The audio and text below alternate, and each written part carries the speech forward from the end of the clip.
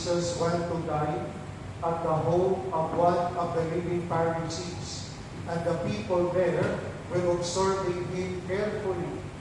He told a parable to those who had been invited, noticing how they were choosing the places of honor at the table. When you are invited by someone to a wedding banquet, do not recline at table in the place of honor. A more distinguished guest than you may have been invited by him, and the host who invited both of you may approach you and say, "Give your place to this man," and then you would proceed with embarrassment to take the lowest place. Rather, when you are invited, go and take the lowest place, so that when the host comes to you, he may say, "My friend, move up to a higher position." Then you will enjoy the esteem of your companions at the table. For everyone who exalts himself will be humbled, but the one who humbles himself will be exalted. Then he said to the host who invited him, "When you hold a lunch or a dinner, do not invite your friends or your brothers or your relatives or your wealthy neighbors, in case they will invite you back and you have repayment. Rather, when you hold a banquet, invite the poor, the crippled, the lame, the blind, lest indeed will you be, because of their inability to repay you. For you will be repaid at the resurrection of the righteous." The Gospel of the Lord. Praise to you, Lord Jesus Christ. Please be seated for the Holy. So the theme of the Gospel today is about humility, yung pagpakumbaba. Na ang Kristyano pala, ang disipulo ng Panginoon, ay hindi palagi iniisip ang sarili. Ang disipulo ng Panginoon, ang tunay ng Kristyano, iniisip ang kalooban ng Diyos, iniisip ang kapwa. Dito nga sa Ebanghelyo, binigay ng Panginoon yung parabola na kung ikaw daw ay may nag-invite sa iyo ng isang kasalan, huwag ka maupo doon sa mga VIP. Huwag ka mag-presyo na importante ka.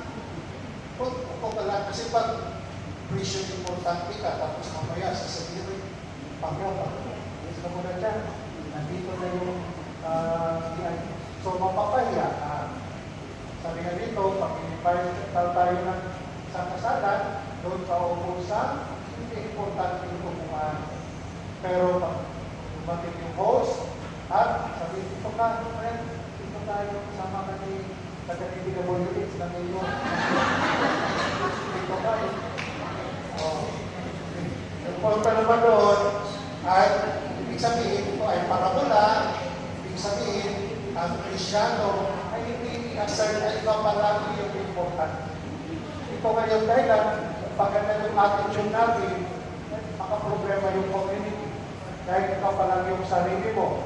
Importante, pag yung idea mo, suggestion, pag hindi matupad, magtampo, kasi sarili mo yung gusto. Ang Kristyano ay hindi iniisip ang sarili, iniisip ang Diyos, iniisip ang kapwa. Dahil sabi kong ganyan yung attitude natin, pero pagkakaisa, may unity ang community dahil hindi ang sarili nakasentro, kundi ang pag. Ibig sabihin, ang unity, binaba ang sarili mo. Diba? Kahapon, we celebrate, anong memorial kahapon? San Juan Bautista. The heading of John the Baptist. Diba? The heading. Sabi nga ni John the Baptist, I must increase. Si John daw, ibaba, He, ang Diyos daw must increase. He must decrease, God must increase. Ibig sabihin, pagpapamuhay natin, ang sarili ibaba para itaas si Lord. Hindi makita ang Diyos pag makasarili tayo, pag masyadong ma-pride tayo, masyadong pinataas ang sarili mo, hindi makikita ang Diyos sa buhay mo. Pero pag nagpakubaba ka, pinaba ang sarili mo, mas pinasaktan ka, nagpatawad ka, tinaas mo si Lord, no? Maski sa community, no? Maraming mga nireject ka, pero patuloy ka pa rin sa community, hindi iniisip ang sarili mo, iniisip ang Diyos, makikita ang Diyos sa pamumuhay. Yan ang punto dito ng Ebanghelyo. Na ang Kristyano pala, ang tunay ng Kristyano, hindi palagi iniisip ang sarili. Ayaw ko dito pakinggan ito. Ayaw ko dito pakinggan ito yung assignment ko. Kasi yan ang assignment, iniisip ang sarili. Iniisip palagi dahil ibinigay ito sa akin, para ito sa community, mas kinahirap, pero ito ang contribution ko sa community. Hindi lang mamimili na kung gusto natin. Sometimes na magandang mission, yung hirap gawin.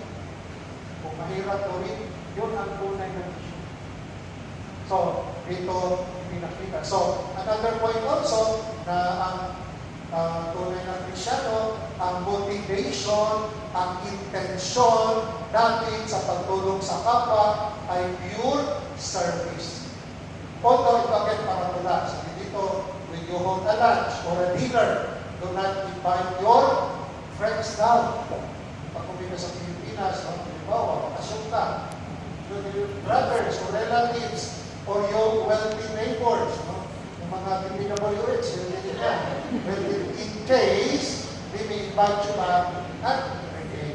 Of course, hindi naman natin ito, we have to not interpret this literally. Ibig sabihin, but when we try to help people, dapat yung tulong mo na walang intention ay tutulungan mo para next time hindi na ako. Ay, sasama ko bago ito sa mundo. Nandito yung pastor, mamumula kami. Iba na yung intention. Okay? Yun ang punto dito, pag tumulong tayo, pure yung pagtulong, walang kang intention. Wala, tulong ka lang. Sige pa, ano ba? Diba? Muna, nagpili ka, tulungan kita. Kung ngayon, wala naman. Wala. Basta pagtulong, sabi nga, ang repayment daw, si Lord na magbigay. Pag si Lord magbigay talagang sinisig-tiglig. So, bago kurektahin yung pagtulong, basta tulungan ko lang siya. Pero pagutang, kaya yun. Pagutang ano? Okay, so, that's why rather, you hold the banquet, invite ka yung poor, yung people, ibig sabihin, yung hindi makabayan sa iyo. Dahil hindi sila makabayan sa iyo, sino magbabayan sa iyo? Sino? So pag mga anak nyo pagpagkasal, mga tunay talaga ninong-ina, huwag mong si Mayor, mga bigay yan, pero yung mga tax mo rin yun. O, diba? Dapat, pati yung mga pagpinya, di ba? Ninong-ina, yung totoo na makatulong sa mga tumikang kapag-Christian. Huwag yung isipin yung mayaman sila, baka pag malaki na ito, baka makapasok na ito sa PWH kasi so, yung punto naman doon, naintindihan natin ito, yung reading, pag tumutulong tayo, out of generosity. Kung wala ka naman may tulong, huwag ka na magpapakita na tulungan, pero nahirapan ka na. Out of generosity na. Kahit unahin mo yung sarili mo. How can you help kung ikaw wala kang naitulong?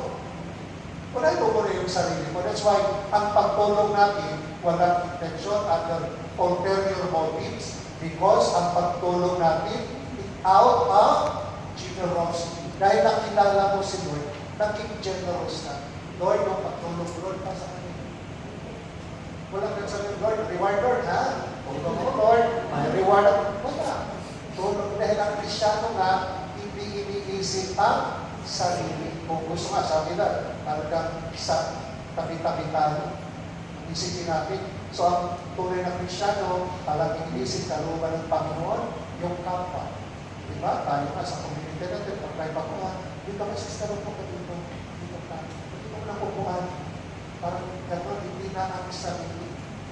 So, sa ating the readings today, sa ating pagbasa, we are reminded na ang Kristyano, sabi nga, hindi ang sarili ang nauuna, pagsunod sa kalooban ng Ama, ang nauuna, yung kapwa. Dahil pag ang nauna ang Diyos at ang kapwa, handa tayo mag-ikot. Pero kung sarili ang nauna, gusto mo ikaw yung paglingkuran. Pero pag ang kapwa ay nauuna, mas inangan ka, angan ka sa lipunan, pero Kristyano, talagang nagpakumbaba, inuuna ang kapwa. So, in this Mass, we ask the grace of the Lord that we may have the virtue, practice natin virtue of humility. So, humility, sabi na humility, handa i-accommodate ang Diyos at ang Papa. Tulad ni Maria, di ba? Mother of humility. Handa siyang i-accommodate ang kalooban ng Ama. That's why tinanggap ni Maria ang misyon ng anghel na magpunti siya, na makinanay siya ng Anong Diyos. So humility, therefore, willing to accommodate the will of God. Ibig sabihin, you accommodate ang kalooban ng Ama. Ngayon, makikita na ang Diyos sa buhay mo. Dahil ina-accommodate mo. Pero pag hindi mo tinanggap ang mission ng Diyos sa'yo, hindi ka nagpakumbaba, sarili ang nauna, hindi makita si Lord, na makita sa'yo yung sarili mo. Pero pag binaba ang sarili mo, nawala ang sarili, ang mag-take over sa'yo, si Lord, makikita si Lord. That's why nagsiserve na tayo. Sister mo na, hindi ka kanya, bakit nagbago ka na? Lagi ka na ng Hong Kong, nag-national, pagpupunta sa Pilipinas, hindi na ang sarili nakita na ang Diyos sa mga kilos. That's why we ask the Lord, the virtue of humility. Ang humility, hindi lang yun nakita. Alam mo, yung kapatid natin, yung humble niya, kakikita. Yung humble.